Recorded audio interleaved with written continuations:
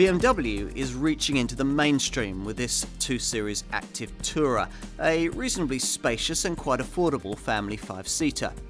Mini underpinnings see this as the brand's first front-driven model, and it's certainly a classier, more interesting alternative to a conventional scenic-style compact MPV.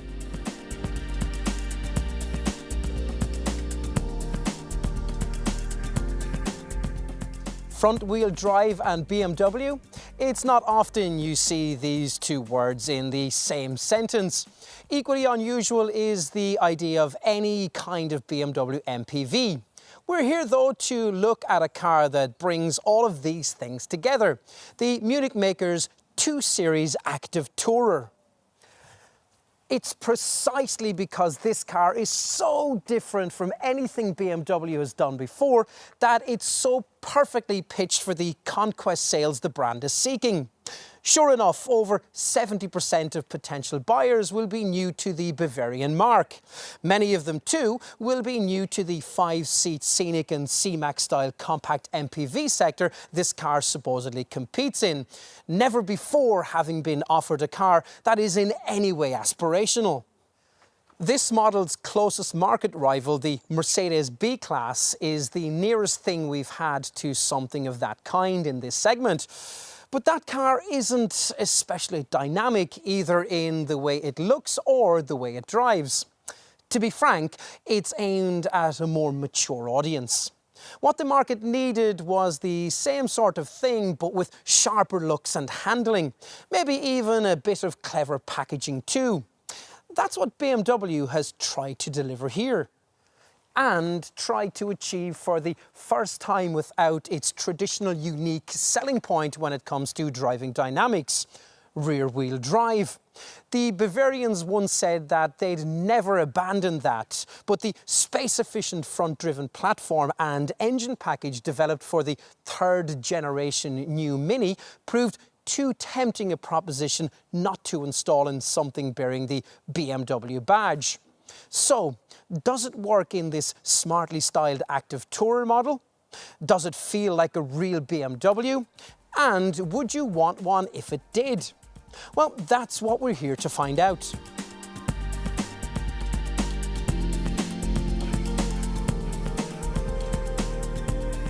BMW's refusal to build an MPV has long been linked to its refusal to add its famous badge to a front-wheel drive car. Sure, the brand could have built a rear-driven people carrier, but it wouldn't have been very space-efficient. This layout simply doesn't lend itself to exemplary practicality. What it lends itself to is exemplary driving dynamics, and any BMW lacking this with power scrabbling away from the front wouldn't really be a proper BMW. Such was the market perception prior to the launch of this model. I've always thought that to be a rather simplistic perspective, one assuming that all front-driven cars are dull to drive. Have a go in any current generation Mini and you'll discover that simply isn't true. All of which prompted BMW's development engineers to wonder what they could create if they were to put their own spin on Mini underpinnings and Mini engine wear. Using a stretched version of that same Mini platform, they could at last create the space-efficient, front-driven, compact 5-seat people carrier they knew there was a ready market for. So the 2 Series ActiveTourer was born. With all of that in mind, on the move I was expecting this car to be far more Mini-like than most of the time it actually is. The Munich men have intentionally dumbed the responses of this 2 Series model down a little, mindful perhaps that Cooper-style go-kart-like feel is less appealing to BMW buyers and might be even less well received in the MPV segment. That said, this ActiveTourer still represents a firmer riding and more driver-oriented choice than many scenic or C-Max style buyers will be used to. Whatever the choice made of settings from the standard drive performance control system, the rocker switch for which you'll find down here by the gear stick. Ah yes, drive performance control. Now you might be familiar with this kind of thing by now. A setup that allows you to tweak the steering, throttle and stability control system thresholds depending on the operating mode you select. Gear change ×2 if, like many 2 Series Active Tourer buyers, you decide against the slick 6-speed stick shifter and order your car with auto transmission. Ignore drive performance control or select its most relaxed, comfort or efficient Eco Pro settings, and the travelling experience in this car, though very comfortable, isn't especially memorable. Push the rocker switch forward into Sport though, and the reaction you get immediately feels keener and more alert, though it's unfortunately accompanied by rather artificially heavy steering. Still, the whole experience does potentially become more Mini-like, with further dynamic development possible if you spend a bit of extra cash and opt for the electronic dampening setup. This works through the drive performance control system, same 3 modes, and is able to alter the ride to suit the road you're on and, of course, the mood that you're in. It makes this car, in short, a more rewarding driving companion than you'd ever have thought a small MPV could be. You might reasonably point out that this isn't saying much, and sure enough, if you switch into this Active Tourer from, say, BMW's 1 Series Sport Hatch or even something more ordinary like a Ford Focus, and you'll notice the extra body roll around the bends. Come to this car from, say, a conventional Scenic or C-Max style MPV though, and you might well be pleasantly surprised. Under the bonnet, the range starts with the same 1.5 litre 3-cylinder petrol and diesel units you'll find in a Mini, powering the most affordable 136 brake horsepower 218i and the 116 brake horsepower 216D Active Tourer derivatives. Both offer quite an acceptable turn of pace, with the 216D managing 62 miles per hour in 10.6 seconds on the way to 121 miles per hour, and the 218i version improving that to 9.2 seconds and 129 miles per hour. More importantly, in both cases, there's more refinement than you might expect a 3-cylinder engine to be able to provide, and that's thanks to the addition of a balancer shaft to the unit's standard spec. The 1 litre EcoBoost 3-cylinder unit that you'd find in a rival Ford C-Max doesn't get this and can be raucously unrefined as a result. In this case though, I'm trying the variant that will probably account for the majority of sales of this car, the 218D. Under the bonnet here, there's a larger, more conventional 4-cylinder power plant offering 150 brake horsepower and far pokier performance, with 62 miles per hour just 8.9 seconds away en route to 129 miles per hour. Now, this isn't the most refined small diesel I've ever driven, either at lower speeds or a tick over, but at cruise it settles down into a very acceptable cruising thrum. To be honest, I can't really see why you might want to go much faster in this car, but should that be your desire, then BMW will wheel out a 190 brake horsepower 220D variant. Here, there's the option of BMW's xDrive 4-wheel drive system, a setup that really comes into its own in the winter months, distributing as it can almost 100% of power to either axle, or a mix between both front and rear. Either way, the car will be kept firmly planted through the tightest bends in the foulest of weather. The extra xDrive traction aids performance too, the 0 to 62 miles per hour sprint time improving from the 7.6 seconds showing you get in the 2-wheel 220D model to just 6.8 seconds. There are pokier petrol variants too. First up, the 190 brake horsepower 220i, which uses the Mini Cooper S hot hatch turbo 2-litre unit to make 62 miles per hour in 7.5 seconds en route to 143 miles per hour. And beyond that, the fastest variant in the range, the top 225i model, which needs the additional traction of xDrive to harness its 231 braked horses. Here, 62 miles per hour is 6.3 seconds away from rest on the way to 147 miles per hour. Automatic transmission is a non-negotiable here. It's an 8-speed sport setup that features launch control and paddle shifters. There's also a more basic version of this 8-speeder offered as an option on all 4-cylinder derivatives. A separate 6-speed auto box has been developed for the 3-cylinder engines.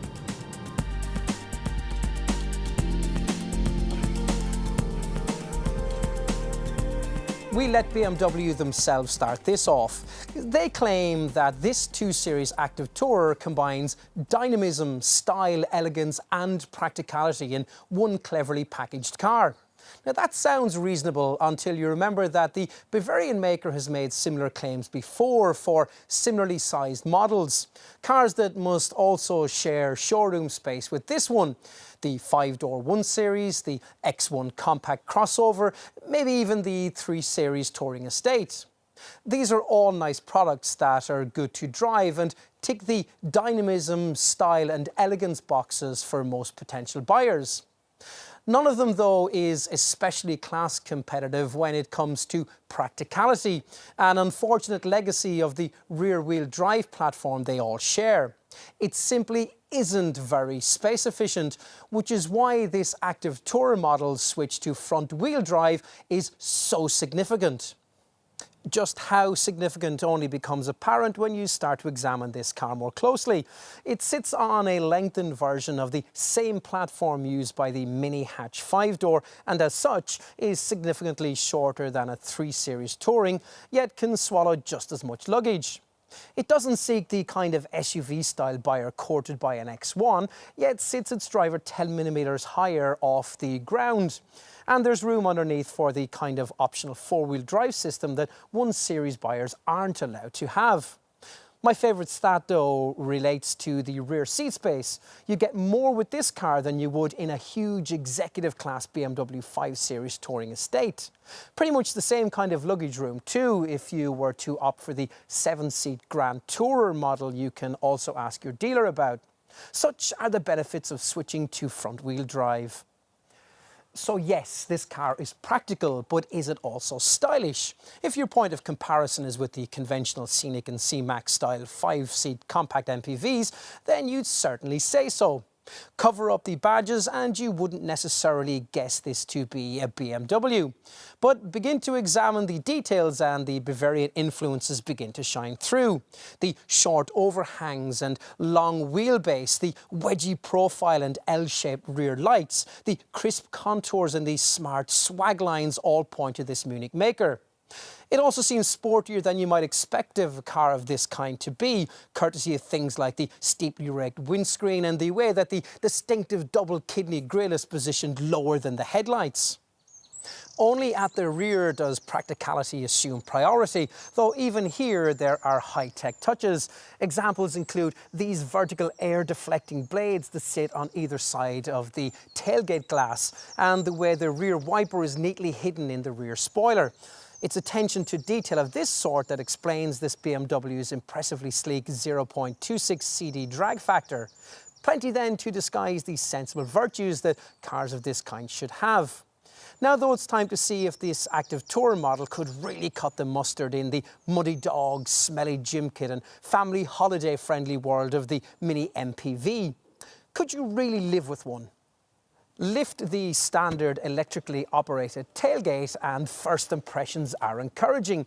There's a low sill, a wide aperture and a decently sized boot, offering 468 litres, which in BMW terms is about 30% larger than a 5-door 1 Series and about 10% larger than an X1 and only a touch smaller than a much bigger 3 Series Touring model. You'll also want to compare in terms of the wider market though, and here you're talking of a space that's close to what you'd get in a Mercedes B-Class or indeed a conventional Ford Focus or Vauxhall Astra estate. But slightly further removed from the total capacity served up by the kind of more practically oriented compact MPV a buyer of this car might consider, is something like a Volkswagen Golf SV. Forget the comparisons though. What matters is that this luggage bay is big enough to be everyday usable. So bulky items like baby buggies that you might struggle to get into some of BMW's other compact 5-door family cars, say something like a 1 Series, will here fit in quite easily. There are lashing points and bag hooks on either side of the luggage bay, plus an optional extended storage pack offers attachments like a load net to help keep things in place should you get a bit carried away on the journey back from the supermarket. Valuables are better housed in this concealed space below the floor, the folding top concealing a handy multifunction tray. If you need more room, then your first option is to take advantage of the sliding reclining rear bench functionality and either push the back seat forward or angle it into a more upright position. And if that's not enough, then the split folding backrest divides 40-20-40, so the middle part can be flattened. For example, if you want to transport something like a set of skis in between a couple of rear seat folk. If you really want to supersize your space, then the rear bench drops electronically at the touch of a button to create a completely flat 1,510 litre cargo area that can be even further extended if you've opted for the extra cost fold flat front passenger seat. With this in place, your ActiveTourer could swallow items up to 2.4 metres long. Switch your focus from packages to people and, by and large, the news is equally good, with decent space for 3 fully sized adults, even on longer trips. Though the unfortunate middle occupant will need to sit with legs astride the kind of raised transmission tunnel you think you wouldn't need on a front-driven car.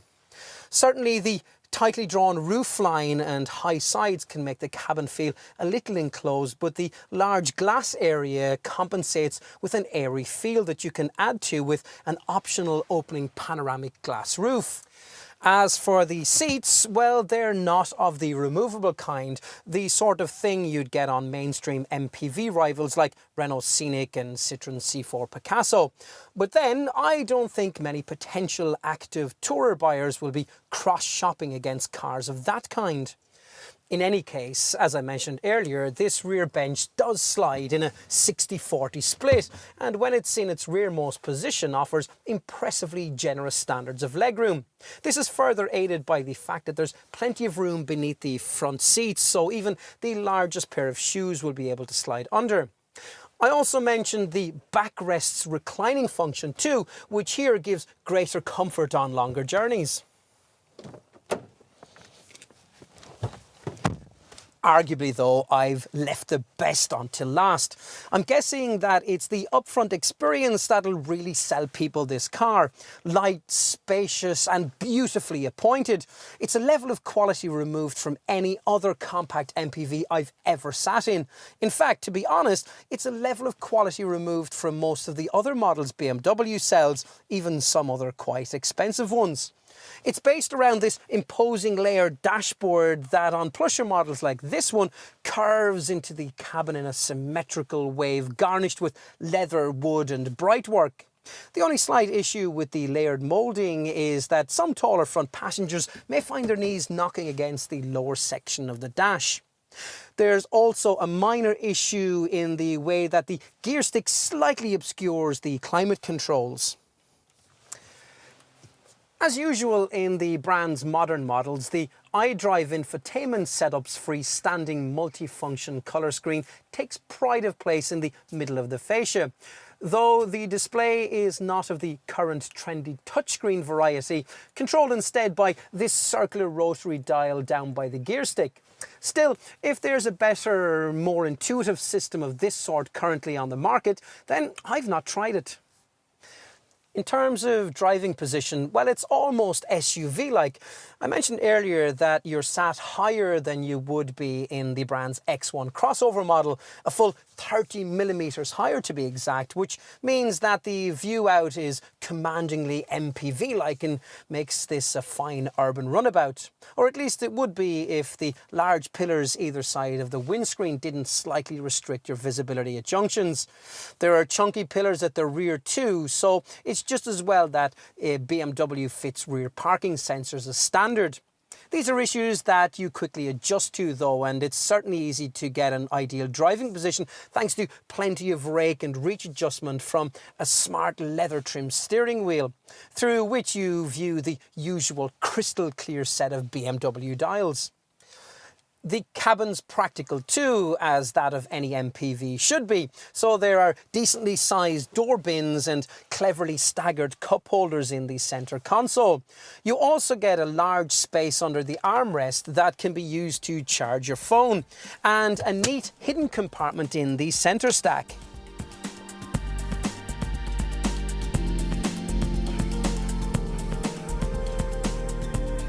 Expect to pay somewhere in the £22,000 to £32,000 bracket for your 2 Series Active Tourer, depending on the spec and model you choose.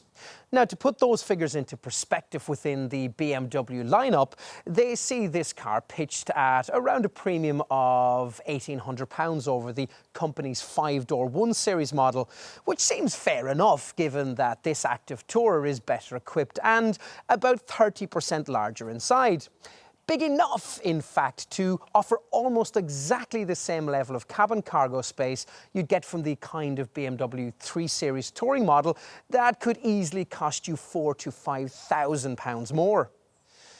Time then to get specific with this car. Standard is SE trim, and from there, core variants like the 218i and 216D and 218 diesel versions offer plusher Sport, Luxury and M Sport trim levels. There's also the chance of specifying automatic transmission, which will be an 8-speed unit on the 4-cylinder engines that make up most of the range. If you've opted for an entry-level 3-cylinder derivative, though, you'll have to have a bespoke automatic option with only 6 speeds. The 136 brake horsepower mini-derived engine used in that 218i model is certainly a clever piece of engineering, but we reckon most potential buyers of this car will prefer to find the extra £1,000 premium that's necessary to upgrade to one of the diesels. Now, that initial premium will only get you into the base 116 brake horsepower 216D though. Most will ideally want to stretch beyond this to the 150 brake horsepower 218D variant that I'm trying here, a model requiring a budget that should scrape in just below the £25,000 price point, even if you add a few well-chosen extras. You might have noticed that I've mentioned the 218i and 218D models quite a bit. That's because it's these versions the range is really based around. The more powerful derivatives beyond them only come with the priciest trim levels, so will require a substantial price premium that you may not be able to justify. It is, though, only on the most powerful range-topping models that you'll have the chance of trying the Munich maker's X-Drive 4-wheel drive system. It's standard on the 225i and a £3,000 option on the 220D. On to the value proposition all of that represents. Now, your perspective of which, as usual, will depend on where you think this model competes. Now, an obvious rival is the similarly priced Mercedes B-Class, which costs around the same. Or maybe one of the nicer 5-seat compact MPVs, Volkswagen Golf SV perhaps. Now, by the time you spec one of those up to this BMW's level, though, you'd be looking at paying 2 Series Active Tourer money. So what else could you consider? The kind of conventional Ford Focus or Vauxhall Astra estate that model for model could save you £2,000 to £4,000, depending on the variant you're looking at. But to be honest, I don't think so. I think most likely Active Tourer customers will be looking for something a little smarter than that. Possibly a Volkswagen Golf estate or a Honda Civic Tourer would be closer to the mark. Small station wagons like these give you the space of this BMW, but again, they're not a lot cheaper once you equalize engine and spec, which will see many potential buyers probably preferring the idea of this 2 Series model, once they've also taken into account its likely better residual values. I could see customers of that kind also maybe turning to something like Audi's A3 Sportsback to match this car's low depreciation. And there's the extra incentive that the Audi could save you anything between £700 and £2,000 or so in model-for-model comparisons. The problem is, though, that it's a slightly more compact, more Spartan car with a boot around 25% smaller. Still, at least it's bigger than the vehicle that shares most under the skin with this active tourer model, the Mini Hatch 5-door. One of those could save you around £6,000 in direct model-for-model comparison with this BMW, but it's more basically equipped, much smaller inside, and has a boot half the size. In fact, Mini's slightly larger Countryman 5-door model would be a closer match at a model-for-model saving of just over £3,000. The boot size is far more comparable, but the rear seat cabin space isn't. Ultimately then, it's probably true to say that there's nothing quite like this car. If you agree and conclude, having considered all of the options, that it is what you want, then you're going to need to know exactly how generous BMW has been with the standard spec. The answer is that all the key items are in place. So even at the base SE trim level, you get 16-inch alloy wheels, LED daytime driving lights, front fog lights, an automatic tailgate, park distance control, rear parking sensors, heated power door mirrors and heated washer jets, an alarm, a chrome finish exhaust pipe, plus auto headlamps and wipers.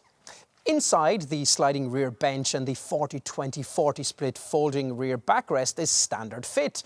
Plus, there are niceties like 2-zone automatic air conditioning, Comfort Go keyless engine start, and the drive performance control system that, via Eco Pro, Comfort and Sport modes, allow you to alter throttle response, steering feel, and possibly gear change timing to suit the way you want to drive. Now, other standard items include a sport multifunction leather-trimmed steering wheel with a speed limiter function to preserve your license through roadworks or in urban areas. Plus, there's Bluetooth with a USB interface and audio streaming functionality, a DAB digital radio, and a decent quality BMW professional radio setup with 6 speakers, a CD player, and a 6.5-inch colour monitor.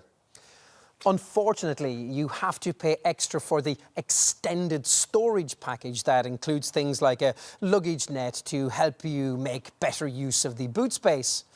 You could also get a bespoke folding box that can take up to 20 kilograms and is designed to stow smaller items or act as a shopping crate before folding flat when not in use.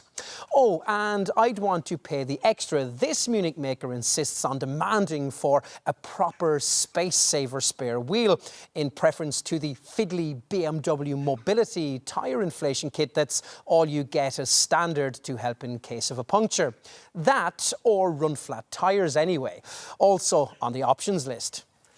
Beyond these basics, further up the range or on the options list, you'll find some really desirable features. Keener drivers will want to consider sport seats, the sharper variable sport steering setup, and probably the adaptive damping system. A better option in our view than the over-firm optional M Sport suspension. You might also conceivably want full leather trim or the larger 17-inch wheels that I have here. 18 inches are also available, but will probably increase your chiropractor bills. You're on safer ground with the niceties like the opening panoramic roof, wood inserts in the cabin, heated seats, power folding mirrors, and a head-up display that'll project key driving information onto the bottom of the windscreen. Oh, and the full house Harman Kardon surround stereo system would be lovely to have too. More practical items include roof rails, a smart roof box and a bike carrier that can take 2 cycles while still letting you into the luggage bay. Now, I'd also want to look at the optional roomy black bag BMW offers with shoulder straps so that you can take it out and sling the thing over your shoulder when you're out and about. Now, when you return to the car, this attaches to the centre safety belt and can also be used as an armrest in the rear, where it features a couple of useful cup holders. What else? Well, I'd certainly want to look at the driver comfort package that adds things like cruise control and park assist to steer you into tight spaces. Or maybe the technology pack that adds things like reversing assist camera and adaptive LED headlights that turn with the bends and dip themselves at night. Don't go spending too much on items like these, though, until you've considered the merits of BMW's high-tech Navigation Plus package. Now, this gives you not only satellite navigation, but also includes real-time traffic information and access to BMW's suite of online services designed to enhance your journey by sending you up-to-date information while you're at the wheel. Things like business and stock market news, weather updates, and an array of mobile office functions. Then there are services such as Google Local Search, plus telephone directories, restaurants and hotel guides. With online services fitted, you can also use the BMW Route Planner to save your chosen route on your home computer before sending it onto your car. Safety is, as you'd expect from BMW, well accounted for, hence this car's full house 5-star Euro NCAP safety rating. You'd expect the basics: twin front, side and curtain airbags, plus the usual electronic assistance for traction and stability control. Braking too, with a neat brake drying system that keeps the brake discs free of moisture in wet weather. Now, this 2 Series ActiveTourer model goes further than that, though. All variants get what BMW calls pedestrian warning with city braking. Over 30 miles per hour, this will warn you if an accident hazard is detected and pre-prepare the brakes to be optimally effective. Under 30 miles per hour at town speeds, the same process will be followed, and if you don't respond or aren't able to, the car will automatically brake itself to decrease the severity of any resulting accident.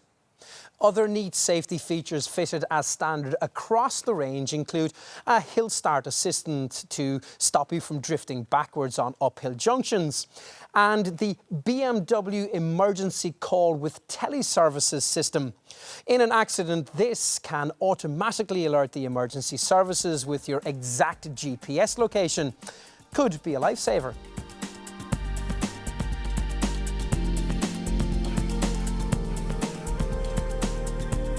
Where this 2 Series ActiveTourer model's mini routes really ought to pay off is when it comes to the issue of efficient running costs. Slippery aerodynamics help here. The sleek 0.26 CD drag factor is best in class. So does lightweight design. The bonnet, for example, is made from aluminium and weighs just 8 kilograms. That's about 50% less than a conventionally produced component.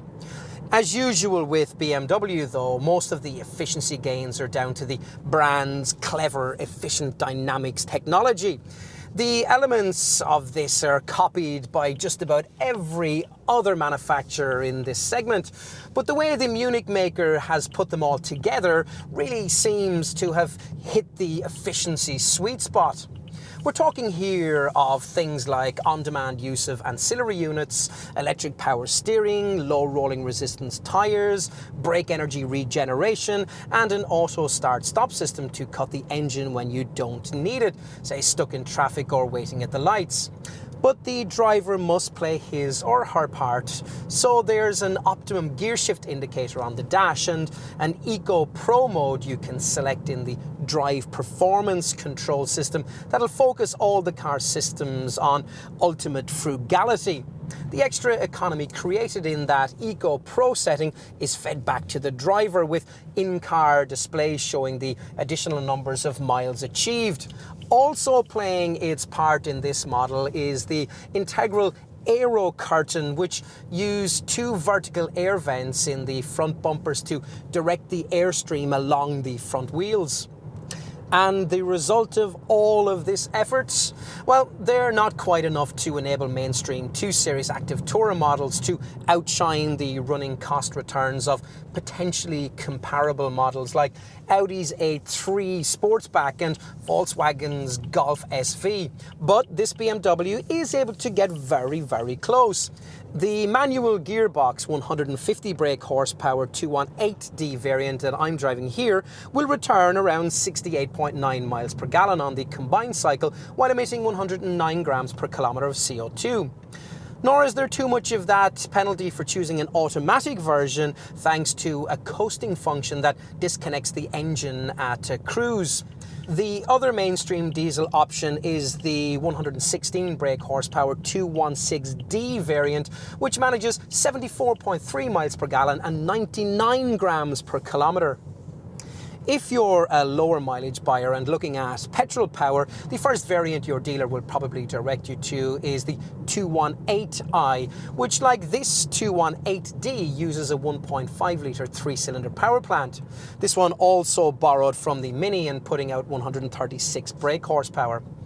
It's capable of 57.6 miles per gallon and 115 grams per kilometre of CO2. Further up the petrol range, the 190 brake horsepower 220i manages 47.9 miles per gallon and 137 grams per kilometre. And there's not too much of a penalty either for adding four-wheel drive. Take notice, Audi.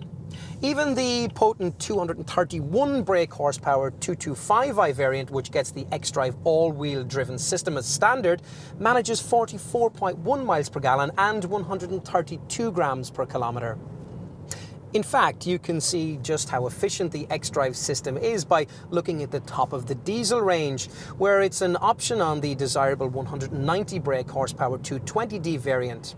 With all-wheel drive, the combined cycle fuel consumption falls only marginally from 64.2 miles per gallon to 61.4, while the CO2 returns fall from 115 grams per kilometre only as far as 122 grams per kilometre. You could live with that in exchange for the extra winter traction. What else? Well, there's a condition-based service indicator, and those maintenance costs can be kept in check with two optional servicing packages which cover you for servicing or servicing and maintenance for 5 years or 50,000 miles.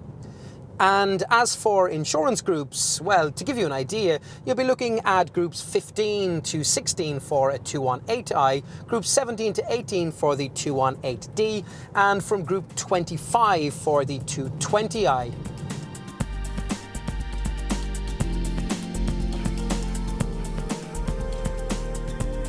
Did you ever expect to see a BMW model range built around front-wheel drive with an MPV body shape and offering the option of a 3-cylinder engine?